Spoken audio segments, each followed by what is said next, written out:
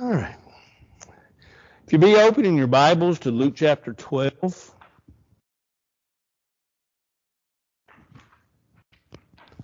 we'll be studying Luke 12.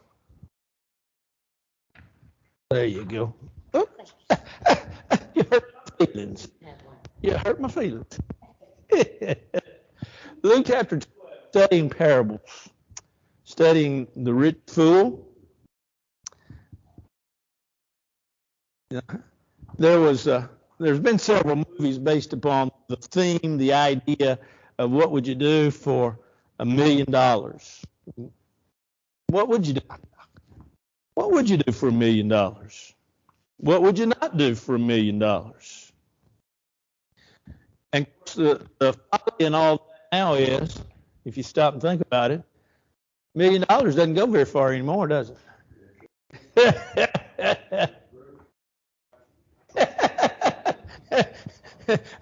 About right. Folks says go to the grocery store twice and it's about gone. And there's a lot of truth to that, isn't there?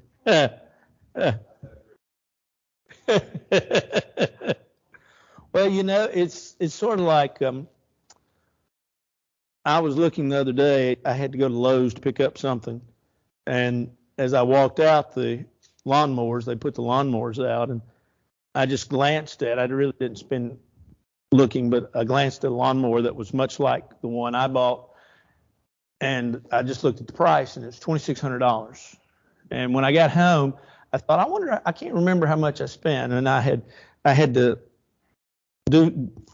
get into my book where my lawnmower book was, and so I got into it. I was just looking, and I had bought it in 2019, so not that many years ago, and I spent $1,400 for it. And now it's like it's $2,700 now. So things have gone up, haven't they? But yeah, what would you do? Well, what would you do with $1 million? And that's a question that you often think about. Suzanne's shown y'all the picture of the grand dog. My daughter-in-law's birthday is today, so I was able to go down yesterday afternoon late and help celebrate the birthday and see the new dog. And as I was driving home last night to keep myself entertained, I came by driving up the interstate, and it had one of those big signs. Powerball was, I think, 29 million, or maybe in the Mega Millions was, I don't know. But I thought, what would I do with $29 million? So I spent 2-3 miles down the road just thinking about, well, what would I do with that much money?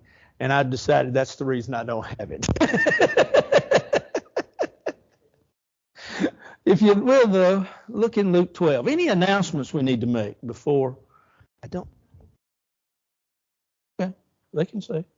Someone once said, you do with $1 million, exactly what you do with the money you got right now.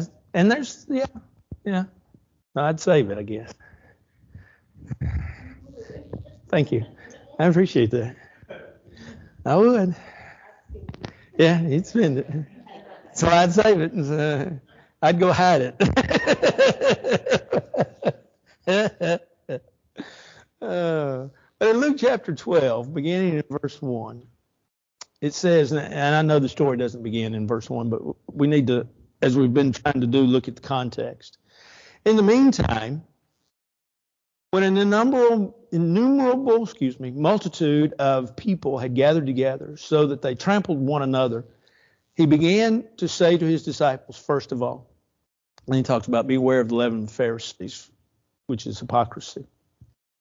Jesus had multitudes, always had multitudes.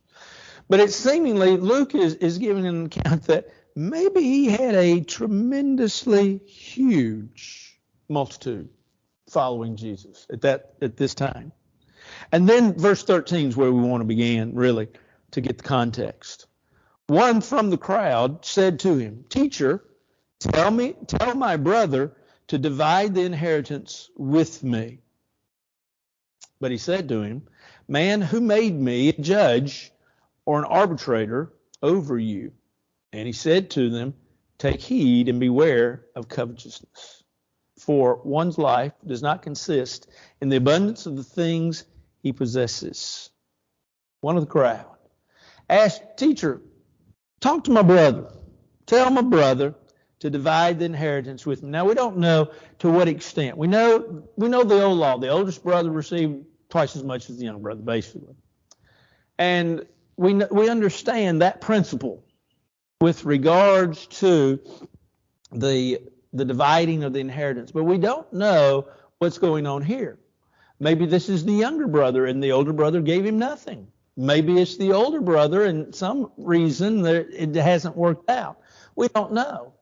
It doesn't really matter. But the question that is wanting to be decided is what we would call a judicial question. A question with regards to the disbursement of the law. That's the question.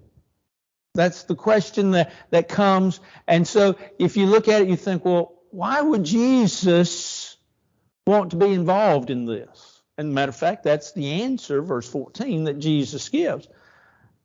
Who appointed me judge? Who made me a judge, or who made me an arbitrator? That wasn't the purpose for Christ's coming. Christ's purpose for coming was to seek and to save the lost. And that was his reason for coming. And so, as it being his reason for coming, he asked that question that, why do I need to spend time figuring out, deciding a matter that would basically be a matter of the law and the keeping of the law? Now, let's look at this from two standpoints. Let's look at it from the standpoint of the individual who asked the question. From the standpoint of the individual who asked the question, first of all, he wants whatever issue solved. Second of all, he saw Jesus as being able to solve that issue. He saw Jesus as being the one that, he's been talking about the law. He knows about the law. Surely he can answer, he can figure out, and he's a wise man, an intelligent man. He can figure out what's going on, and he can settle the issue. Maybe it was also due to the fact that the individual had faith, had faith in Jesus and believed that Jesus was the answer to all things. He's the great physician. We don't know. We don't know why he asked, but Jesus basically is saying, let's don't get away from the main point. And in many ways, there's a good lesson there about keeping focus upon what you're supposed to be doing. And Jesus does. Who made me a judge? Who made me an arbitrator over you? Of course, you could also look at it from this standpoint. You could look at it from the standpoint of Jesus saying, that's not my role in life. Not only is that not my purpose, that's not my role. I'm not a judge. I'm not an arbitrator. This is a family matter, and as the old saying goes, it's a family matter for family court, and we'll let family matters be decided in family court. And so, Jesus then gives an admonition. Take heed and beware of covetousness. One's life does not consist in the abundance of the things that he possesses. Let's talk for just a second before we look at the parable. Let's talk for just a second about money. We all need money. I mean, that's the way our system works, if you will. The idea of having money and being able to spend that money to buy the things, to buy the goods that we want to buy and need to buy. And so from that standpoint, we understand the importance of money. And the Bible doesn't really condemn money as such. What it condemns in 1 Timothy 6 is what? Love of money. And the idea of the love of money then drives folks sometimes to do things that they shouldn't do. Legally, morally, to do things that they shouldn't do. And that creates the problem. The fact that we are all, though, as Jesus is going to point out and the parable is pointing out, covet things. We all want more, right? I think I've shared with you this truth about Suzanne and I. When Suzanne and I got married, our first television was black and white. When Suzanne got her first paycheck as a school teacher, guess what we bought? We went to Sears and Roebuck and we bought a color console TV. that lasted forever, thank the good Lord. But that's what we bought, a color TV. Why? Well, you might say, that's the beginning. Well, not really. Color TVs had been around for a while. But we thought we were missing out. And so we bought a color TV. Want more? We already had a good TV, black and white, lasted for a long time, still, I think, probably lasting somewhere. But we want more. And let's face it, our society is based upon the fact of wanting more. Products now are often changed. And a lot of times companies will change products because one's not selling maybe enough, and so consequently they will change to a different product in hopes that it will sell more. Ken was sharing with me the other day, Sierra Mist changed to Starry, yeah. Well, Suzanne bought one. I tasted it. I'd soon have Sierra Mist. Sierra Mist is a little bit more mild to me. But that's a Coke product, isn't it? Pepsi product, that's right. Pepsi product. Pepsi changed. Well, there's probably a financial reason why they changed. But it's the idea then, all of a sudden, they've got a product to what? Market. And then everybody wants to do what? Do like what she did, try it and buy it, right?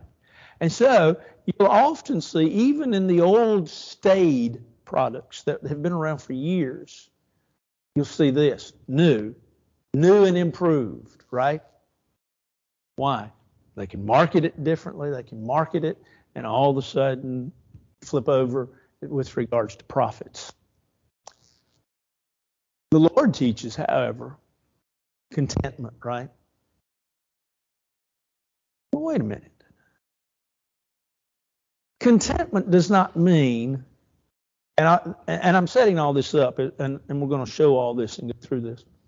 Contentment, though, does not mean that we cannot want for anything. Contentment means just learning to be happy with what we have and don't put yourself in certain holes that you can't get out of. And so we learn to be happy with what we have, thankful for what we have. And if we can get more, by all means, go ahead. In premarital counseling, one of the things that I talk to with young people, the last 2 or 3 I've done especially, is credit cards. And I tell them, you can use them, but use them wisely. And so we usually have a crash course on money. And some of them look at me, roll their eyes back in the back of their head and think I'm crazy, but that's all right. But it's the idea that Jesus is dealing with here. And so he says in verse 15, here's the admonition, and here's the problem. Beware of covetousness, for one's life does not consist in the amount of things that he possesses. Now, one other highlight with regard to that. We've kiddingly said in the last couple of these parables that we've studied is they didn't have Bank of Jerusalem. And most people went and dug holes and buried their money. But also, you got to remember that in first century, possession of things, the more you had, the more garments you had to put on, showed wealth because you were able to buy more. And so they did tend to collect certain items, not everything, but certain items. And so Jesus then teaches a lesson on this. So let's roll forward. Verse 16 beginning. He spoke a parable to them, saying, the ground of a certain rich man yielded plentifully. And he thought within himself, saying, what shall I do, since I have no room to store my crops? So he said, I'll do this. I'll pull down my barns and build greater, and there I will store all my crops and my goods. And I will say to my soul, soul, you have many goods laid up for many years. Take your ease, eat, drink, and be merry. But God said to him, fool, This night your soul will be required of you. Then whose will those things be which you have provided? So is he who lays up treasures for himself and is not rich towards God. Now, think about what he says. He says a certain rich man. There's a wonder here if Jesus might have not had a particular individual in mind, a particular rich man. Maybe it was somebody in the area. Maybe it was just the fact that this was just the wording that he used. There was a particular rich man, and he really had no one in particular in mind. It's just that there was a rich man. And notice what happens. Notice that he was rich, and yet he has a plentiful crop. He has a good crop. He has a good year. Everything went right.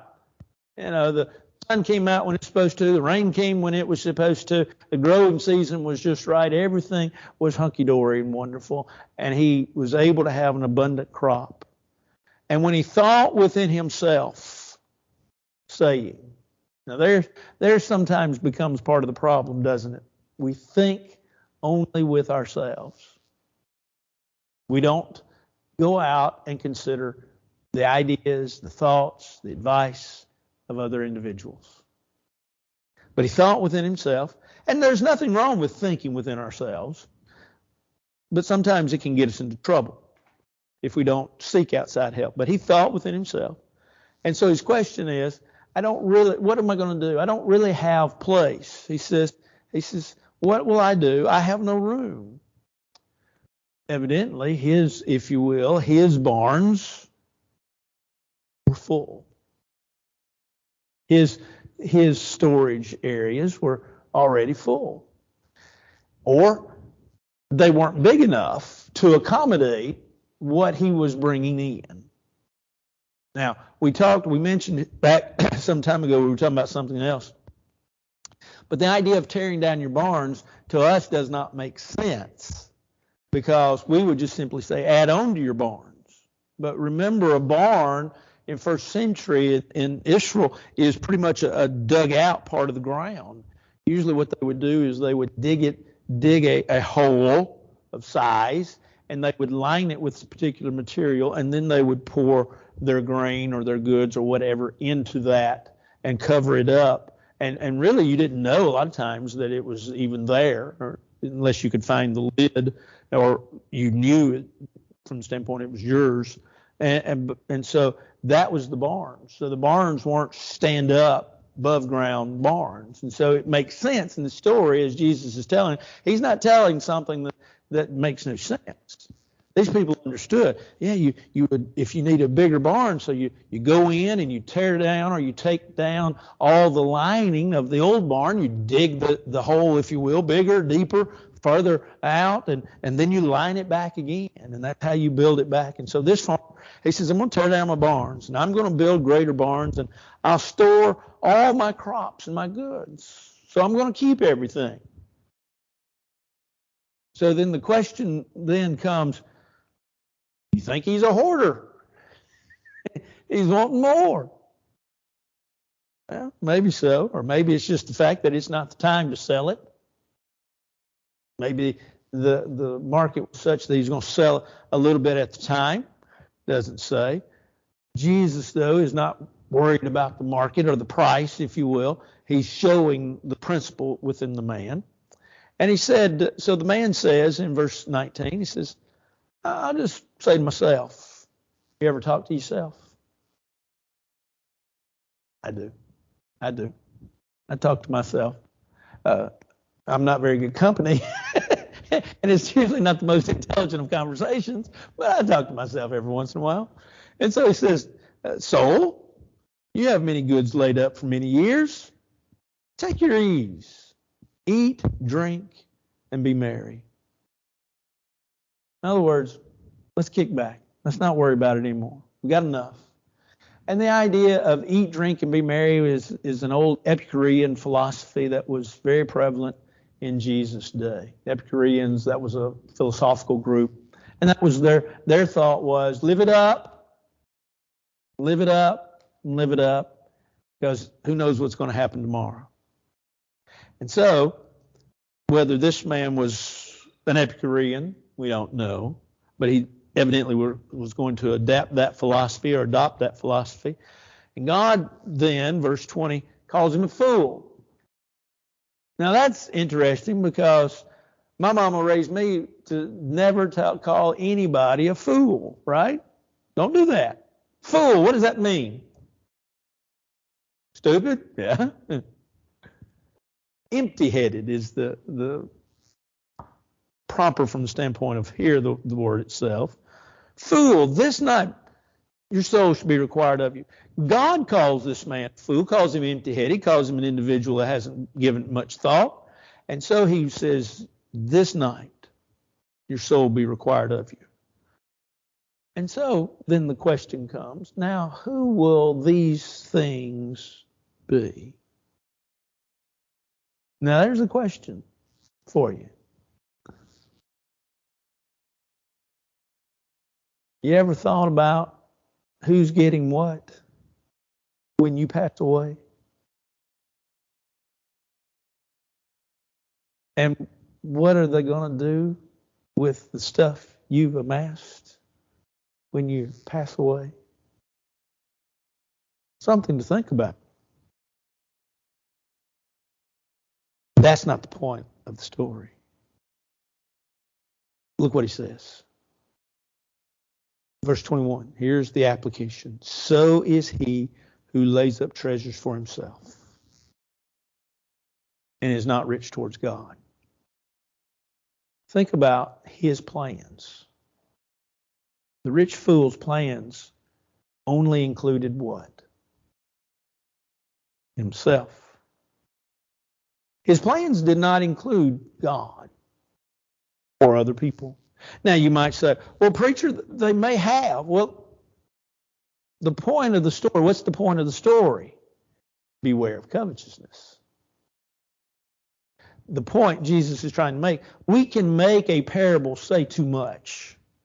The book that the ladies are studying in the ladies' class on Wednesday night, Mike Moss wrote. And Mike, they asked me to read the first chapter. Some of the ladies were stuck, kind of stumped about the first chapter. Mike's point was a good point, I think taken too far. Mike's point is that every parable of the Bible has just one point that it's trying to make. Well, I think you can make 2 or 3 lessons, 2 or 3 points from the same story. But I also think, as Mike said in the book, you can carry it too far.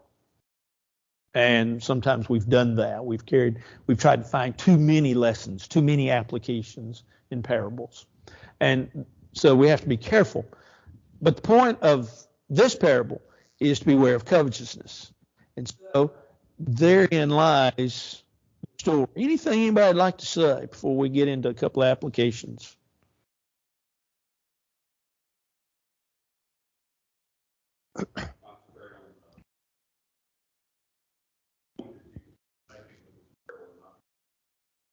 Yeah, Mike's basic story was that he went somewhere one night to hear, and stopped in and heard a Bible lesson, and they were studying a parable, and the guy wrote on a blackboard, which might tell you the age of the story. And anyway, the guy wrote one side of the blackboard, what lesson, and kept points, and he flipped the blackboard over, and he said, we try to make too much. And so here's always the question in biblical interpretation. I think this is a good question. Is how much is too much and how little is too little? And sometimes we do stretch the rubber band too far. And sometimes we probably don't stretch it far enough. The crux of the matter is in biblical interpretation. We should always look at immediate context. Immediate context is a couple of verses before and a couple of verses after to determine what is being taught here. And then look at the greater context of, say, the whole chapter, and then look at the chapter before and the chapter after, and then look at the whole book and get that context. And then sometimes, if you want to even spread it further, like if you're reading, say, some of Paul's epistles, well, let's read everything that Paul's said about this issue. And so that's really how you determine what's being taught. Oh, yeah. Anything else? All right. Well, what lessons might we make? Well, we could talk about money's uselessness and money's evil. Well, we've already hit on that. That money in and of itself is not evil. It's the love of money that presents the problem. I think one of the lessons, and I've given you 3, and maybe you can come up with some more. I hope you can. But first of all, possess your possessions and do not let them possess you. Possess your possessions. That's an important aspect with regards to our lives. We often have to ask the question, does the dog wag the tail or does the tail wag the dog, right? That's a question that has to be considered. And so we have to ask ourselves, are we controlled by what we get, or do we control what we get? Do we use what we get? Are we using it properly? Be careful that we use what we have properly. Look in Romans chapter 13.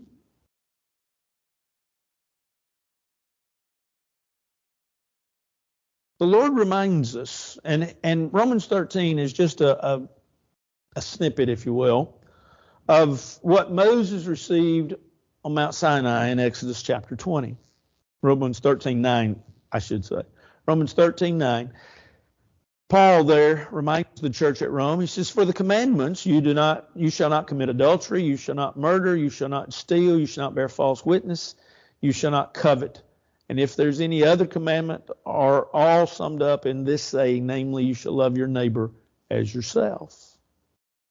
Well, in many ways, this man kind of broke 2, didn't he? He broke the idea of covetousness, and he also the idea of loving his neighbor. But it seems as if maybe his possessions possessed him, instead of him possessing and seeing, what can I do? What good can I do?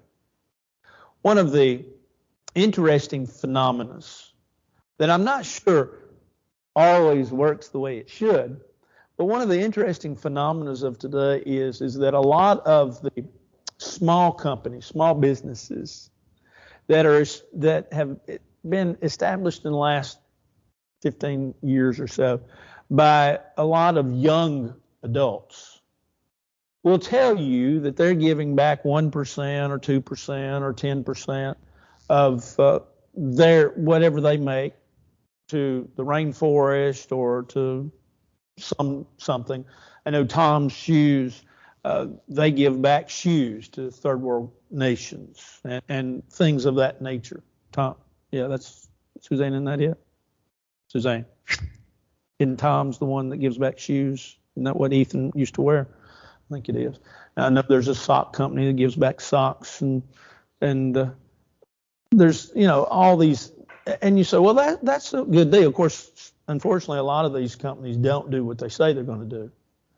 But we have to learn to make sure that we're the one in control, instead of letting this world and all of its goods be in control of us. Secondly, a second lesson we might learn is to look beyond ourselves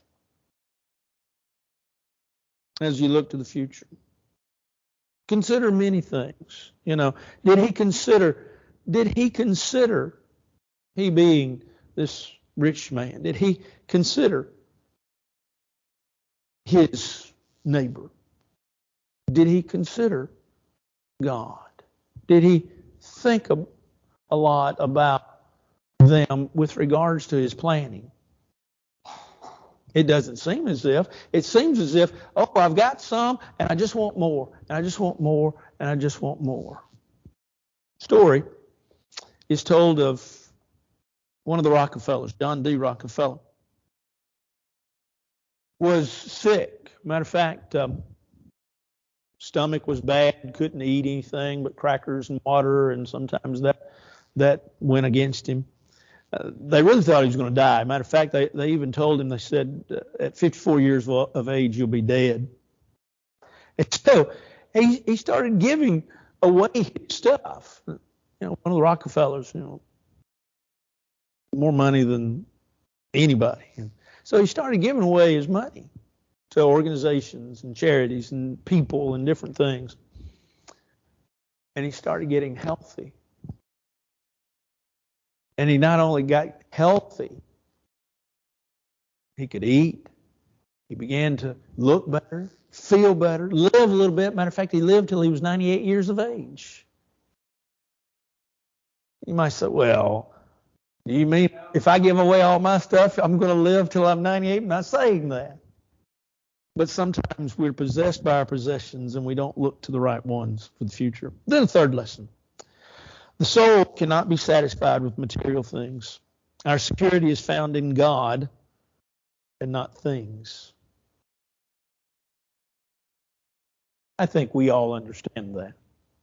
I don't think we would be on Sunday morning when the time has changed, that we would be in Bible study looking at another parables of Jesus.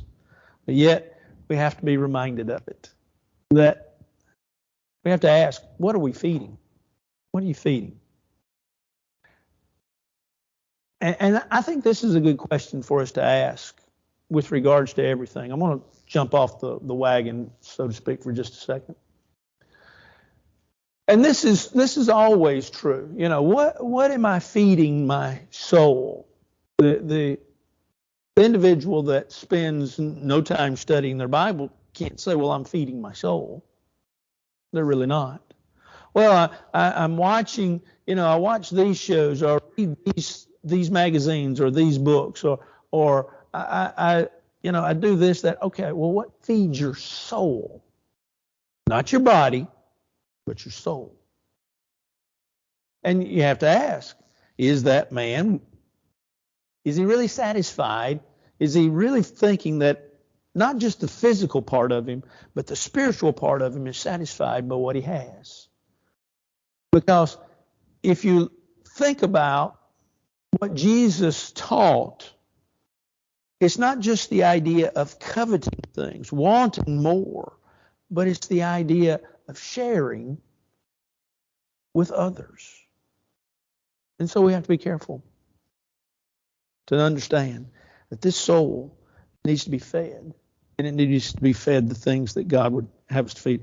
So anything else? Any other lessons?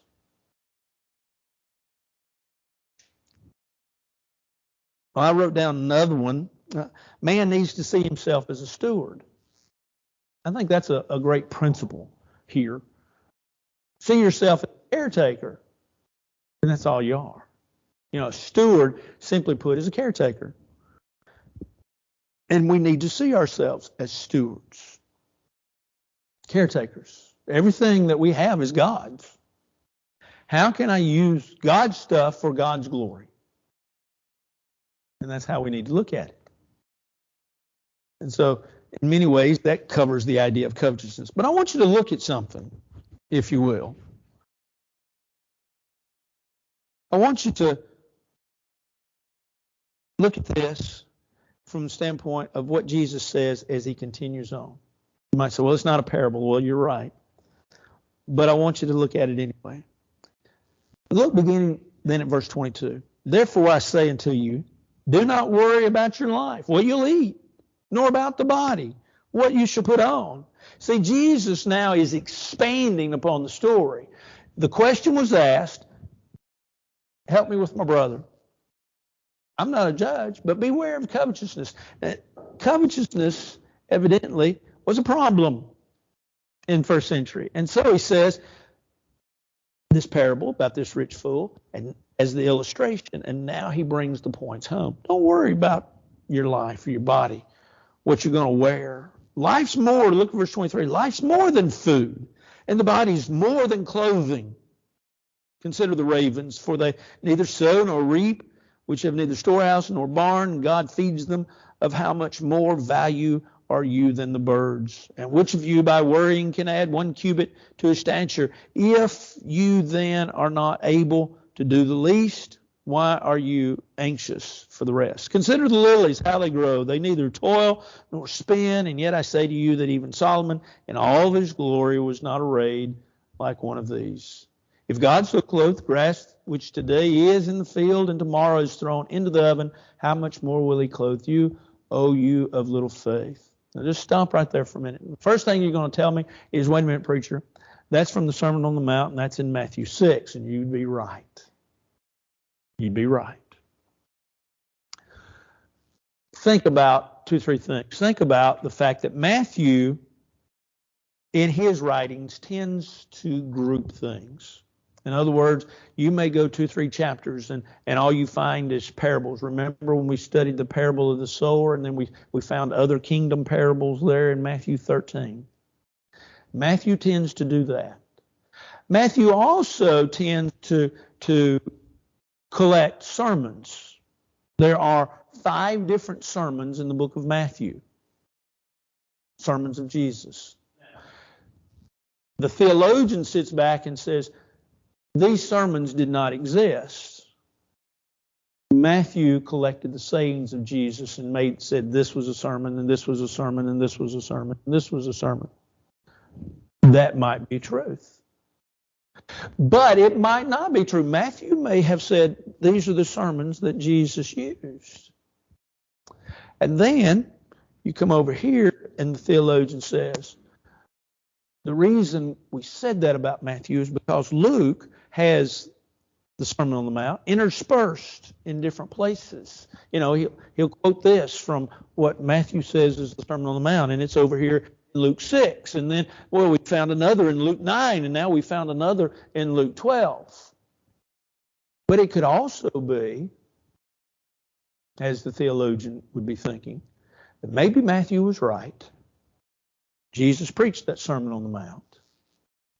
Maybe Luke just takes that teaching and scatters it through the teachings of Jesus instead of putting it as a sermon.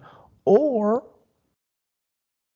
Jesus used the same principles and the same teaching that he gave in the Sermon on the Mount at other times through his ministry. That's very possible. I kind of believe that it's that. In other words, Jesus used the same teaching.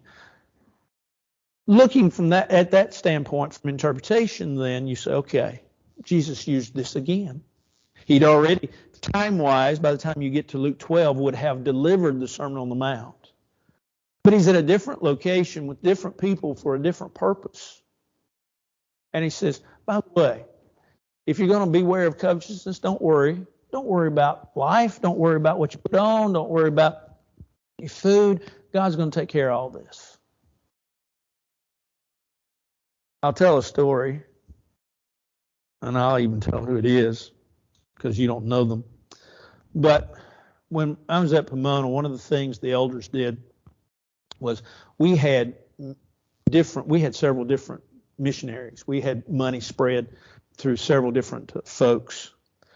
And one day, one of our elders came into an elders meeting, and he said, I've got a proposal. Okay, what's your proposal? My proposal is that we take all the money from all the different mission fellows, and we put it in one man, one place, one time. Or that would be we would budget then, and we would be, the sole sponsoring congregation for an individual.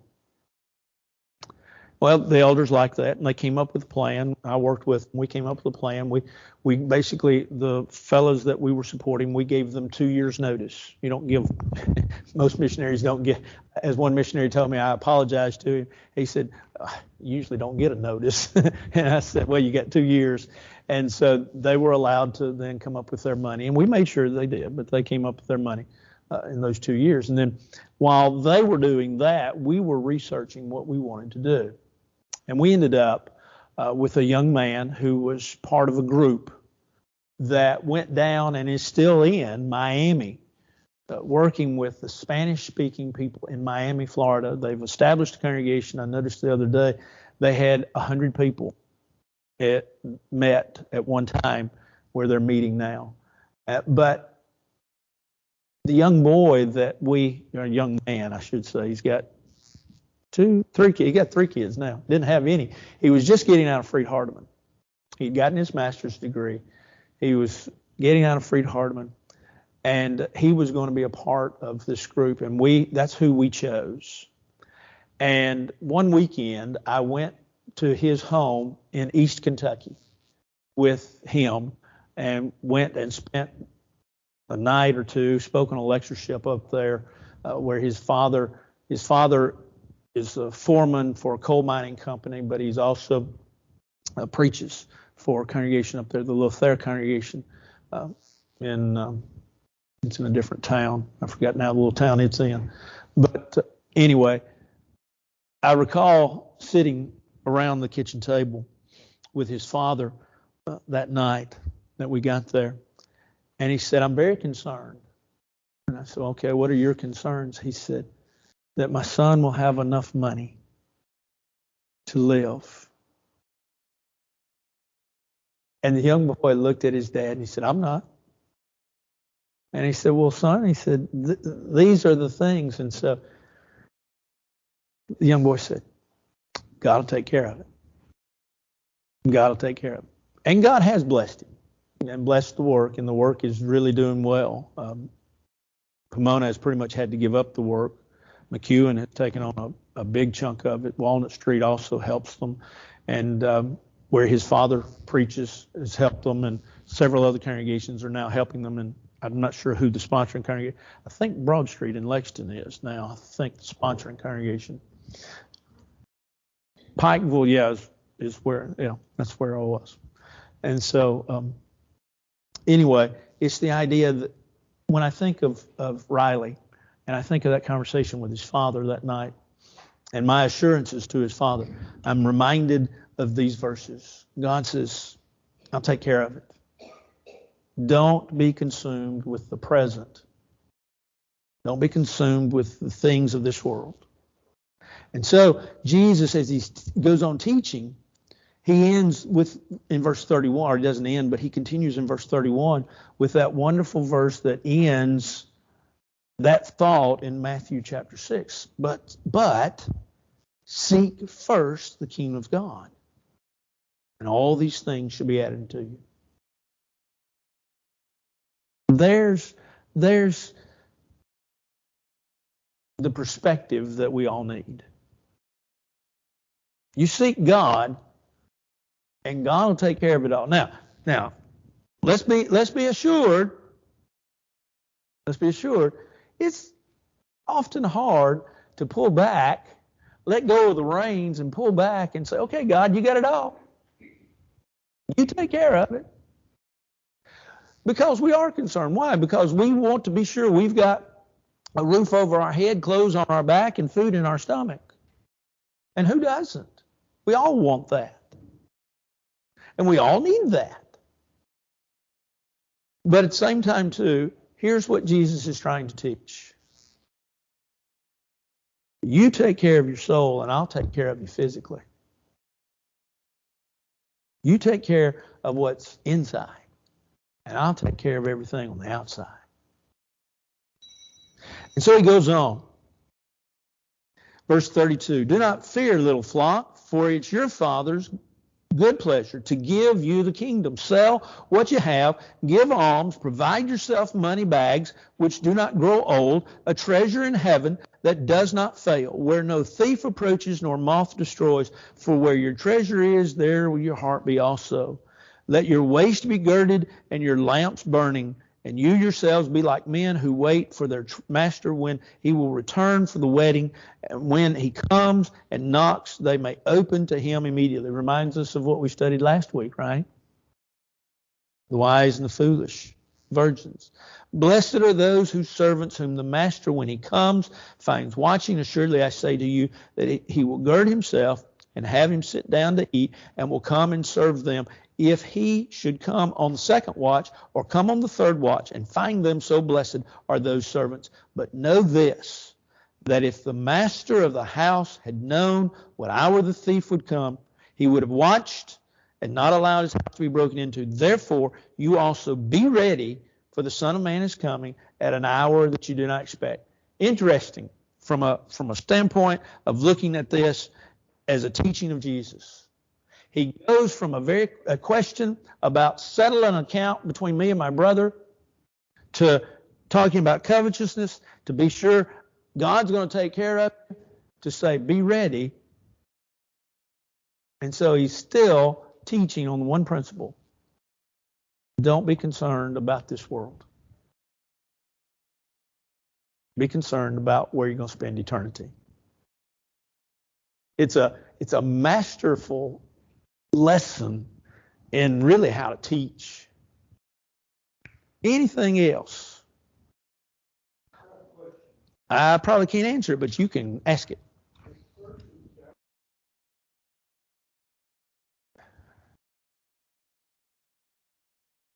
Yeah. Yeah.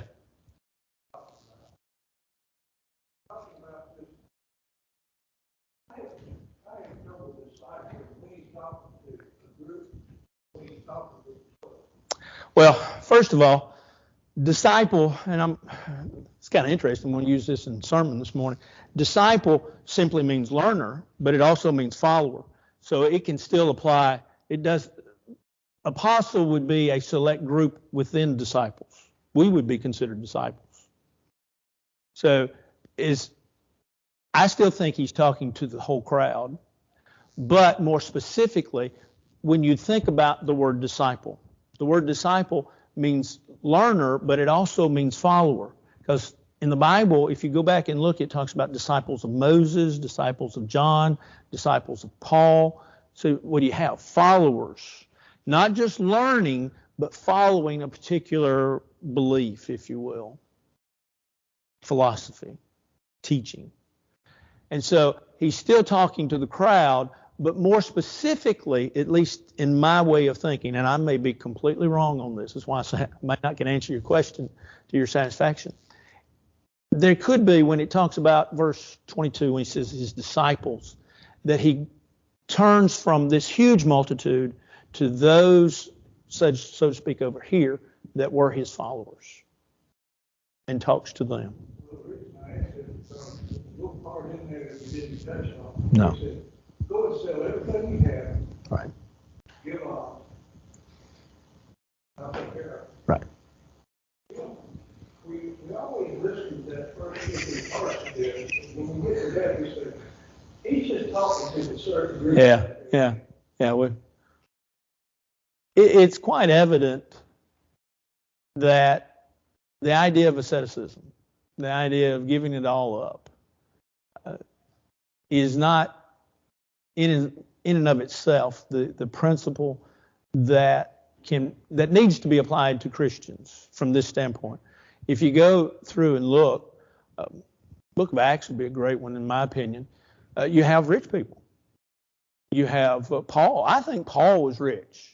You may not, but you might say Paul had a profession, yeah, but Paul also had a teacher. And that would imply that he had money, because you didn't just have a teacher. We didn't have public school systems in that day and age. You had to buy your teacher, and he became your counselor, your mentor, everything. Now, a teacher may have more than one pupil, but you bought him, and that would imply money. And so from a standpoint of riches, I think it's all right to have them. It's how you misuse them. But yeah, the idea of where he says here, go sell everything you have and give it to the poor, I think needs to be couched within the idea of what he's trying to teach.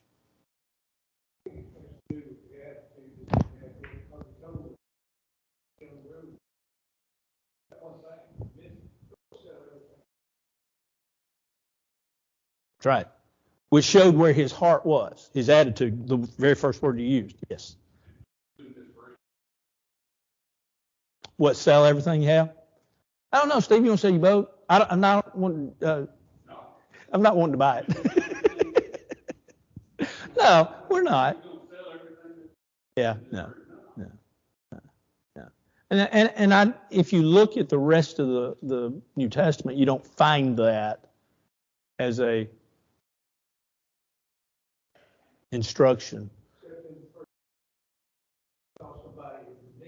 In Acts 4. Yeah. Acts 4, they sold all the possessions. Yeah. And so then you have to ask, and that's, Well, that's always been the question, or not always, but the question back in the 40s, communism, was it the right issue? That's predicated on the people. Right. They were going to die. If they didn't get help. The only way they were going to get it was by social society. That's right. That's right. And you had to. I mean, there was no government agencies to help them. That's exactly right. And no banks, and no charitable organizations. But yes, we were, as a society, you were dependent upon others. But first of all, you were dependent upon who? Family. Family first. Families took care of families. And then it went to society, which, go back and study the book of Ruth. It's a great 4-chapter book. Won't take you long to read, but it shows you some of that. Shows you how Boaz took care of others, took care of the poor, left part of the field. Remember? Hope you do. If you don't, go back and read it. If you've forgotten it. Anything else? Okay, well, I believe in prayer, so let's have a quick one. Our Father in heaven, we're so thankful for this day, for the blessing of your word, for what your word means to us, and for how it truly help us to apply our life to it. Be with us, watch over us, bless us, and keep it. For this is our prayer in Christ's name. Amen. Thank y'all. Sorry I went long.